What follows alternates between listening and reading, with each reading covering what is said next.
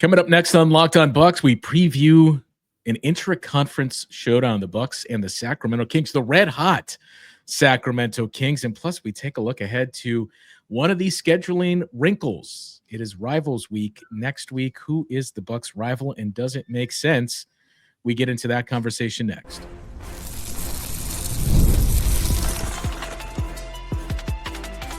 You are Locked On Bucks, your daily Milwaukee Bucks podcast.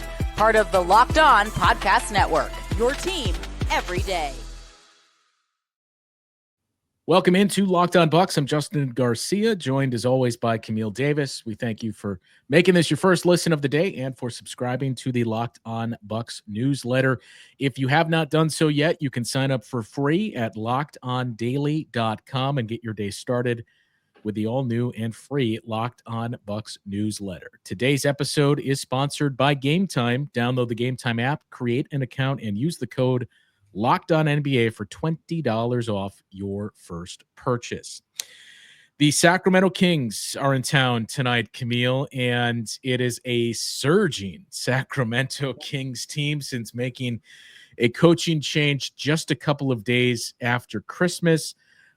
Since then, and we touched on this just a little bit on yesterday's show, but the Kings are 7-1 since that coaching change, and maybe not defensively. Maybe this is fool's gold and it's the dead cat bounce, but offensively, it's certainly what we've seen from the Kings and expected to see from this team so far this season, because in those 8 games played, the Kings have the 5th best offense, the 5th best defense, and the 3rd best net rating in the league. And in case you were wondering, in that same sample size of time, the Bucks are 4-4. They have the 20th rated offense, the 10th rated defense, and they're 12th in net rating. So for the Bucks, it's been a lot of what we've talked about quite a bit and what we've seen really for the last month or so, in that, yeah, the defense is still playing well, but man, that offense, how do we start to juice that and get that number upward? And people might look at those numbers for the Kings and be like, well, how much changed with Mike Brown being fired at this point? Because you have Doug Christie in there, and maybe showing my age here, those early 2000 Sacramento Kings teams, one of my favorite like non-Bucks teams right there. Loved those Christie teams with Mike Bibby and Chris Webber and Paige Stojakovic. Mm-hmm. So seeing him on the sideline coaching is another reminder, like, man, time does not slow down. And I'm old. Is that what you're trying to say? But, I mean, Doug Christie has come in and he's simplified their offense. Sabonis mentioned that they really only have like 3 or 4 plays right now that they're running. He says 1 for Fox, 1 for DeRozan, 1 for myself. And outside of that, we just play off of one another. They've been rebounding a bit better. Keon Ellis has been getting more minutes for them. Devin Carter has finally returned from injury, starting to get his NBA career under wraps. So, I mean, some good things have been happening in Sacramento, even though the way they let Mike Brown go wasn't the best, in my opinion. Still got some beef with them over that. That was just unprofessional on a few different levels, but the team has responded since that firing, and they've been playing some really good ball. So the Bucks are going to have to lock in, which I think is good for them after what just happened to them in New York. Yeah, and we talked about it a little bit on yesterday's show too. You mentioned the comments from Dame after that loss. Giannis basically kind of reiterated what we heard from him after, coincidentally enough, that loss to the Knicks the first time, when the Bucks dropped to 2-8 on the season, and basically, like, we got to get it together here, and we got to play like the team that we're capable of being. I don't disagree. You don't disagree. I don't think any of the fans listening to the show disagree with that. But it's more a matter of, okay, how many times can we keep going back to this well before we have to kind of have some larger scale discussions? So to your point, yeah, this is probably a good spot to get the Kings. Not only that they've been playing well on a win streak right now as well, I believe a 7-game win streak, which it means one thing. Camille, do you know what that is? Like the bean. Well, I was going to say they're due for a loss, so we'll go with that. But yeah, like, and you mentioned simplifying the offense. I mean, that's really been the big change. It's not like blow you away numbers, but it's the efficiency that stands out in the differences. De'Aaron Fox is scoring more. He's averaging just under 30 points per game. and he's doing so on a much more efficient level. He is shooting just under 53% from the field. He was shooting around 47% and scoring up 25 or 26 points per game prior to the coaching change. Domantas Sabonis has had some monster games rebounding the basket. He had 44 rebounds in 2 games. So Domantas Sabonis has still been that guy. But for the Kings, it's always going to revolve around De'Aaron Fox. And so far, he's been the guy that you envision that you need him to be since this coaching change was made, which brings us to what we saw in New York in that, okay, your perimeter needs to hold up here, not just De'Aaron Fox, Malik Monk, and what he's able to do with shot creation and knocking down threes on the perimeter. So you're going to need your full arsenal available. And as of this recording, the latest on the Bucks injury report is those 2 guys that were out are both listed as questionable, which I don't take that to be a good thing. I'd much rather see probable for both Gary Trent Jr. and Ryan Rollins. So they are questionable, meaning there is a better chance than not that once again you will be without the services of those 2 players. And the Bucks are going to have to look for contributions deeper on their bench if those 2 guys aren't able to go. First and foremost, you hope to see a better defensive outing from Andre Jackson Jr. and AJ Green. We've been discussing over the last few weeks about AJ Green in particular, how the fouling has just been a little bit more of a problem for him over the last few weeks. One can credit that to he's being asked to guard tougher assignments, just the learning curve that comes with it. A lot of what we saw with Andre Jackson Jr. last year that we haven't seen as much this year when it comes to the fouling, although Jalen Brunson got him into foul trouble really quick. And De'Aaron Fox is a guard that is going to provide his own set of challenges for this Milwaukee Bucks defense with his speed and ability to create off of that. He's gotten so good at controlling that speed. The de-acceleration is just as important as the acceleration with Fox. So that's going to be a really tough cover. Then again, you have DeRozan out there who, as we know, seeing him play for the Bulls the last few years, seeing him in Toronto before that, we know what DeRozan's game is, that mid-range game, and you can make it difficult on him, but he is still going to get to his spot. And if he feels comfortable, he's going to let that shot go. So you got that, plus the Sabonis matchup with the way that they're able to use him as a hub offensively and just move everything through him. Those are 3 real critical pieces. And their role players have been playing better as well, which is really important, from Malik Monk to Alice, like I mentioned, Carter stepping up now, even Herter starting to put up some better numbers than what we saw earlier in the season for him. So it's a Kings team that's rolling right now, and they're going to present some challenges defensively to this Bucks team. But I think it's a good little test for them, because defense, what they've been leaning on throughout this season, had a really bad outing against the Knicks, and it's a good time to bounce back now. Malik Monk has been scoring more and attempting more threes since the coaching change. And the other thing we have to at least be cognizant of, especially when we mention the injury report and the status of those 2 guys, De'Aaron Fox not only scoring more points, he's getting to the free throw line more since this coaching change as well. So yet another game where you can certainly not afford to have foul trouble if you are going to be without one or both of those guys, in the case of Ryan Rollins and Gary Trent Jr. But there's a couple areas where you feel like you should have an advantage if you're the Bucks, not just against the Kings, but the schedule for this week, basically, and as it pertains to some of the things we said about Giannis. So I do want to take a look at that and the importance of this week for the Bucks, and also take a look at next week. And I'm sure we'll have larger discussions about this once we get there, but next week is one of those new things that the league has added and tried to put an emphasis on. It is rivalry week next week. So who is it that has been designated as the Bucks rival, and do we have any gripes with that? Camille and I will dig into that coming up after this.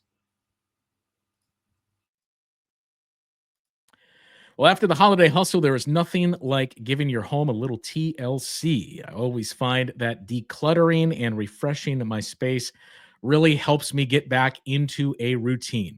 Whether you're tidying up, cleaning out, or just want to give your space a new look to start the new year, Wayfair has everything you need, all within your budget.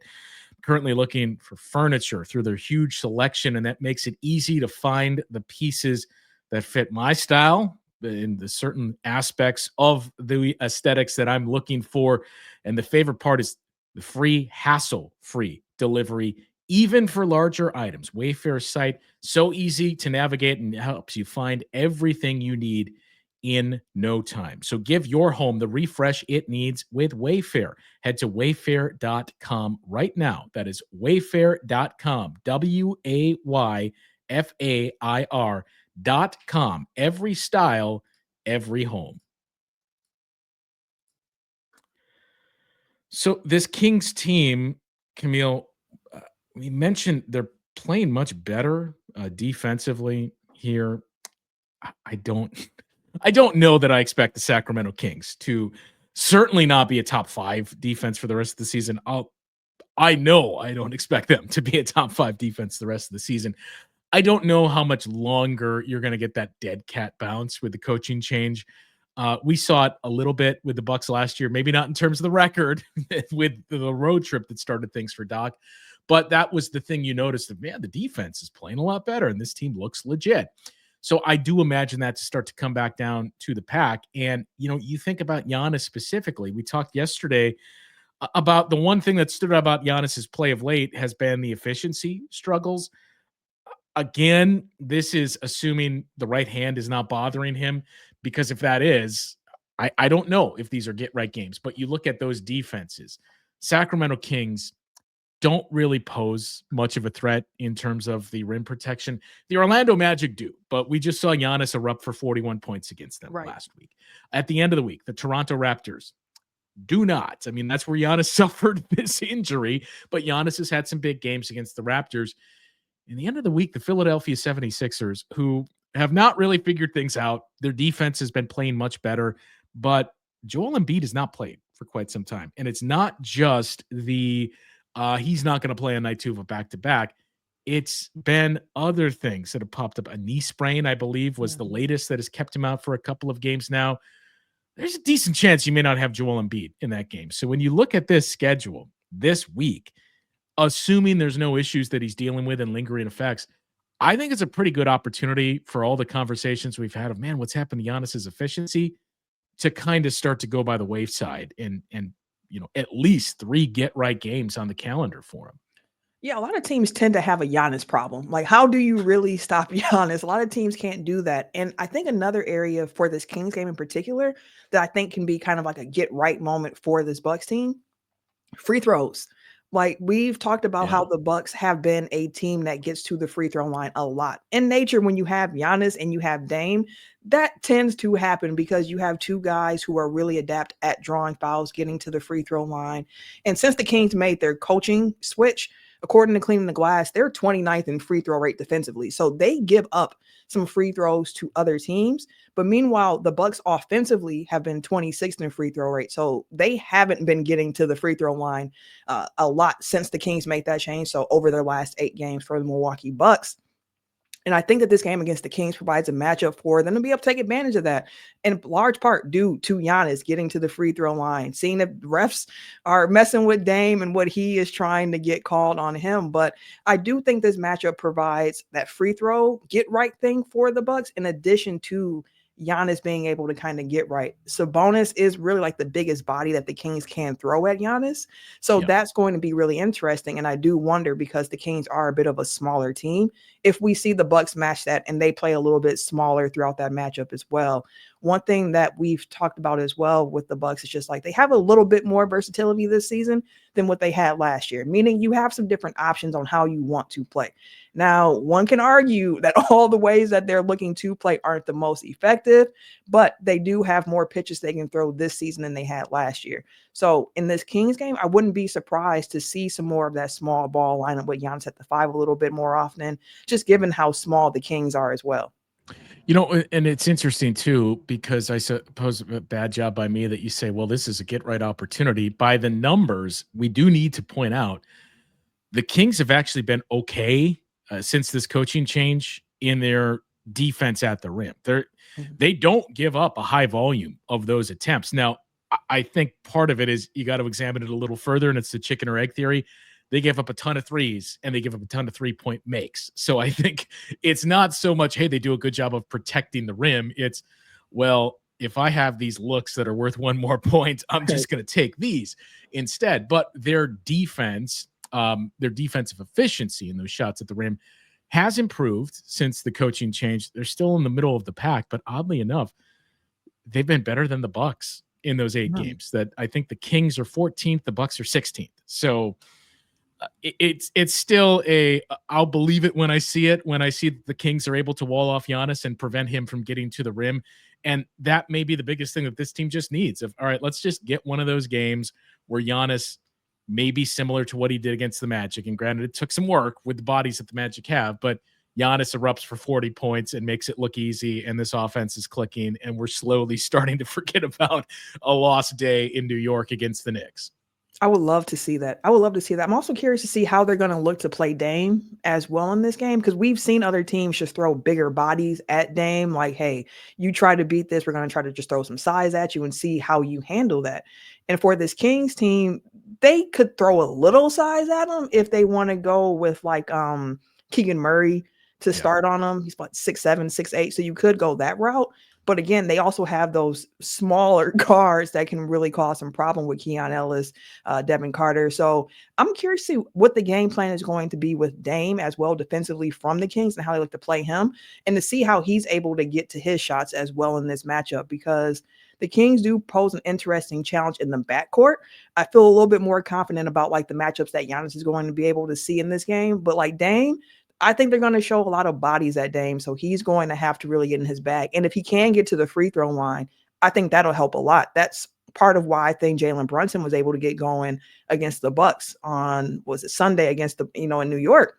He got to the free throw line early, saw that ball go in, got into a good rhythm, and exploded from that point going forward. So curious to see how Dame is played in this one as well. Maybe it's our old friend Jay Crowder. If he gets any tick. He's gotten some DMPs of late since this coaching change. And I believe in at least the game in Sacramento last year between the Bucks and the Kings, I believe it was Keon Ellis that was put in the starting lineup and got the assignment. Caused some problems. Yeah, and Damian Lillard. And look, the other thing to note, too, is while he's not a rim protector, you mentioned Sabonis being the hub. And, historically, Domantas Sabonis has had some big moments against Brook Lopez, that he's a guy that he's just able to absorb the contact, and we've seen him back Brook Lopez down too. So that is going to be one of the matchups to keep an eye on in this game. But it's going to be imperative for the Bucks to just slow down the secondary scores, whether that's DeMar DeRozan, a Malik Monk. You can ill afford an 8 3-pointer game from Malik Monk. Kevin Huerter, as you mentioned, starting to play better. Like, those are the guys you have to keep in check, especially if De'Aaron Fox is going to be able to get going. If the Bucks are shorthanded on the perimeter, it can't be he eats and everybody else eats. So that may well determine the outcome in this game later on this evening for the Bucks and the Sacramento Kings. I mentioned the week that's in front of the Bucks and the opportunities that may well exist for Giannis and this offense. It propels the Bucks into next week, where we start to get in. And this was what, last year that the league started doing this, I believe, this rivalry week or rivals week. The Bucks are a part of Rivals Week, and their rival is deemed by the league an interesting one. And I wonder if it's the rival go forward or if this is starting to lose a bit of steam. So we'll take a look at that matchup and our thoughts on Rivals Week coming up after this on Locked On Bucks. Time to talk to you now about our friends over at Game Time. I love going to live events, sports, music, theater, comedy, wrestling. Some of my favorite memories this past year were attending said events. A hockey game at Fiserv Forum by my beloved St. Louis Blues. SmackDown at Fiserv Forum. I use Game Time to get me there for all of those events. And now Game Time has made it even easier to get tickets for your favorite events with their new feature, Game Time Picks. This feature filters out the fluff to show you only incredible deals on great seats, so you don't have to waste time searching through the thousands of tickets. Take the guesswork out of buying tickets with Game Time. Download the Game Time app, create an account, and use the code LOCKEDONNBA for $20 off your first purchase. Terms apply. Again, create an account and redeem that code LOCKEDONNBA, LOCKEDONNBA, for $20 off your first purchase. Download Game Time today. What time is it? Game Time. And when it comes to grocery shopping and meal planning, I've had this ongoing problem. I just don't have the time. You may feel the same way. Between work, life, and trying to eat healthier, it's a constant feeling of being stressed out. You go to the grocery store to buy things you don't need and then end up with no time to actually cook. And sticking to your health goals, that's always a struggle too. But everything changes when you discover Hungry Root. It's been a game changer for me. It's the easiest way to eat healthy without all the stress. With Hungry Root, it's like having a personal shopper and a nutritionist all in one. They take care of my grocery shopping, recommending meals and groceries based on my tastes and health goals, from anti-inflammatory to high protein and gluten-free options. The best part is every meal is ready in 15 minutes or less. Quick, easy, healthy meals that actually taste great, all delivered straight to your door. It's been a huge time saver, and it can be for you as well, helping you make healthy eating so much simpler. You're going to love Hungry Root as much as I do. For a limited time, get 40% off your first box and a free item in every box for life. Just go to hungryroot.com/LockedOnNBA and use the code LockedOnNBA. That is hungryroot.com/LockedOnNBA, code LockedOnNBA, to get 40% off your first box and a free item of your choice for life. hungryroot.com/LockedOnNBA, code LockedOnNBA. Don't miss out. Rivals Week, Camille, comes our way next week. And first of all, were you aware of this? Or did this sneak up on you? Like, I oh, remember yeah. seeing the advertisement for Rivals Week last year, but I did not realize that it was already getting this close for this season's rendition of Rivals Week. I'm going to be completely honest. I remember it from last year. I didn't realize it was this week in January. I think that's when it was last year as well, though. I could have sworn they did this in November and later in the year, a year ago. But nonetheless, it is next week, Rivals Week. And the games that have been highlighted, there's a couple where you're like, okay, we start things.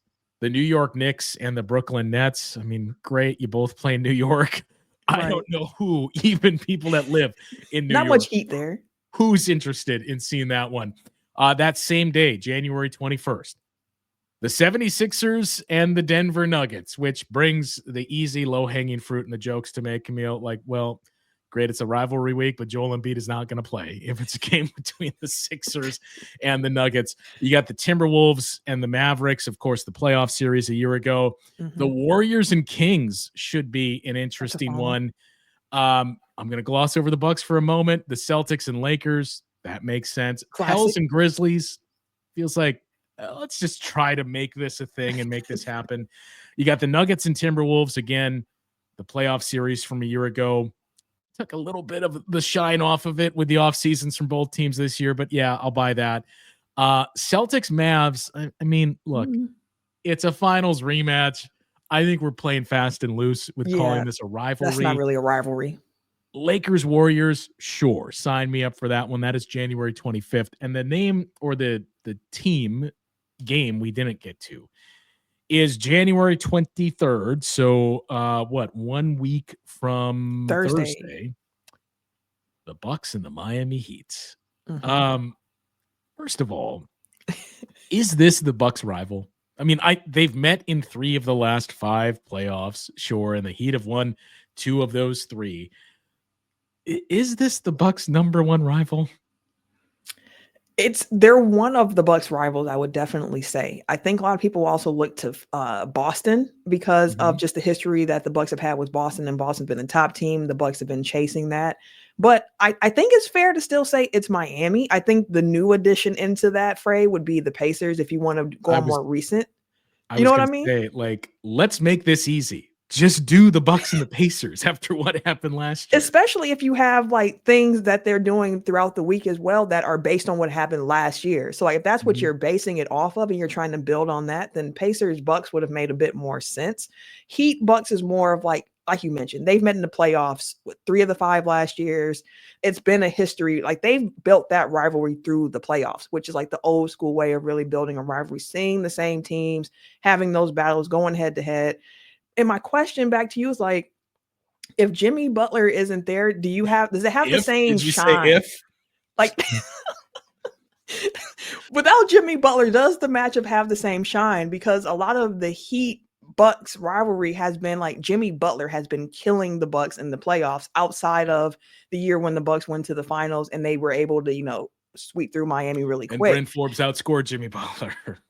Right. But like if he's not there, does it have the same feel to you of like a real rivalry, or do you look at it more so like Miami Heat as a full team, not necessarily like just Jimmy Butler? Well, I mean, you're really discounting the Tyler Hero versus his hometown team component. So I guess let's just start with this. Do you think Jimmy Butler is going to be on the floor for that game? When is the suspension over? I know he had 7 games. Friday's the last day of the suspension. Well, we know Jimmy Butler has no problem being in uncomfortable situations. So I could definitely see Jimmy Butler on the floor hooping again for the Miami Heat, because it seems like this whole trade request that he has put in is taking a little bit longer than expected. And it doesn't seem like the Heat are in any rush to make something happen just because you have Pat Riley, who is also somebody who doesn't care about being uncomfortable. And then you have Jimmy Butler, who, as we saw in Minnesota, he has no problem with that. So I could definitely see that Jimmy Butler is back on the court for Miami. Yeah, I'm torn. I mean, he's perfectly comfortable being uncomfortable and in uncomfortable spots. It probably best serves both of them for Jimmy Butler to play and play well, to try to find, this is what's still in the tank. Like, let's find a new home for Jimmy Butler. I guess I would still lean towards no. I think once the suspension is up, I could see we have mutually agreed for Jimmy Butler to remain away from the team, which, and to your point, yeah, what does that mean for Rivals Week? That doesn't feel the same to me with no Jimmy Butler. Heat. And that's a national game too. I believe that's a TNT game. Yeah. So I don't get how you just didn't lean into the Bucks and the Pacers for proximity. They're in the same division. They faced off in the playoffs. It felt like the Pacers weren't going anywhere last year, and we've seen them start to play much better again of late. So that to me was a big miss by the league. But in fairness, it does feel like it's an annual conversation of who is the Bucks' biggest rival, and the answer kind of changes some. I mean, I would still say the Bucks view the Celtics, and Bucks fans view the Celtics as that. Celtics don't view the Bucks as a rival, and certainly not on the short list of their big rivals. So that's kind of the complication there. I mean, we could even say the doctor's office for the last few years has been the biggest rival for the Bucks. So that's kind of the challenge, is trying to identify, all right, we got Giannis and Damian Lillard on this team, even though they weren't deemed good enough for Christmas Day, but we got to showcase them during one of these made up week events that we're trying to do here. But who is the rival for this team? I mean, another one, I'm not saying this team is one of the biggest rivals, but the proximity rivalry between Chicago and Milwaukee, those games always have a certain feel to them. And like, even if you go back to the early playoff series where Giannis trucks Mike Dunleavy, there's some energy there with Chicago and Milwaukee. And those games always have a different feel because of how close Milwaukee and Chicago is. You normally have a lot of Bulls fans in Fiserv Forum or the Bradley Center back then. And that energy in the building always feels more like a college game because you have the opposing fan bases in the building. Some of those Bradley Center games in the Derrick Rose era of the Bulls, I mean, it was like 90-10 Bulls fans taking over the BC. So yes, that certainly would be one of them. But it feels like this is it. Like we've had this is the last dance for this iteration of the Bucks. Like the same applies to this rivalry with the Miami Heat. Like, okay, this is it. This is the last time you can go to that. It's like seeing how many times can we see the Undertaker versus Kane at WrestleMania? Like, all right, we've seen it enough. Let's move on to something new for the two of them. And that's kind of how I feel like with this Bucks Miami Heat rivalry. Now, having said that, though, Camille, watch them both catch fire, and that's your 4-5 matchup in the first round. And then you add another chapter into the Jimmy rivalry. Butler isn't traded, and then you have that component. I mean, it could happen. It could happen. In thinking about those Bulls, Bucks games too, like in the Bradley Center. Just a quick story as we wrap up. That playoff series that I mentioned when Giannis had trucked Dunleavy. The game before that, when the Bucks actually won, and it was all the hope and everything like that. Yeah. some of the Bulls fans were just really disrespectful. I remember walking out, and me and my husband were dating at the time, and I got into an argument with some Bulls fans, and he was sitting there like, am I gonna have to get into a fight in the Bradley Center now because you want to talk to the Bulls fans crazy? I'm like, well, they shouldn't be up here talking crazy. So the more I actually say that, and again, this is just proximity, and it's because, you know, you got Bucks, Bulls, you have Packers, Bears, you have Cubs, Brewers, like that Chicago, Milwaukee thing. You can lean into that. And I think that's one of those rivalries, like even if Chicago isn't good, there's still something there because of the city's rivalries between one another. That we'll wrap with this, and I should say, leave your thoughts in the comments. Like Camille and I have said, I don't know, like fine, you can kind of talk me into it, but I don't know about this as the rivalry. So who do you think is the Bucks' biggest rival? Leave your thoughts in the comments, and we'll take a look at those and address those throughout the course of the week. But that game that you mentioned, the what was that, game 5 when Jared Bayless hit the game winner? I hosted a show from the radio booth prior to that game, and it was just basically let's do a specialty Bucks show to lead into the broadcast for this. And I was tabbed to host it. And that was the first game I worked, like not on the radio network, but inside of the Bradley Center from the broadcast booth. And that is basically, if you're not a fan of the work that I do on the radio broadcast, that's the game you can point to and say, well, this is what caused it. Because from there, then the team and the radio station decided, let's do something with somebody else on the broadcast. And it was my work on that game that opened the door for that. So I will never forget that game where Jared Bayless hits that. And plus, I mean, one of the all-time great Arizona Wildcats. So how could I forget that? But yes, just a trip down memory lane 10 plus years ago already. Series. That game stands out in both our memories for far different reasons. Yours is a bit more positive than mine was. Well, leave your thoughts on rivalry week and who is the Bucks' biggest rival. We've got back-to-back post-game shows too, and big games. The Sacramento Kings, that'll be tomorrow's show, recapping that, hopefully a Bucks victory, and then a back-to-back with the Orlando Magic coming into town. So a lot of game recaps coming your way this week. That will do it for today's show. For Camille, I am Justin. We will talk with you guys once again tomorrow on Locked On Bucks.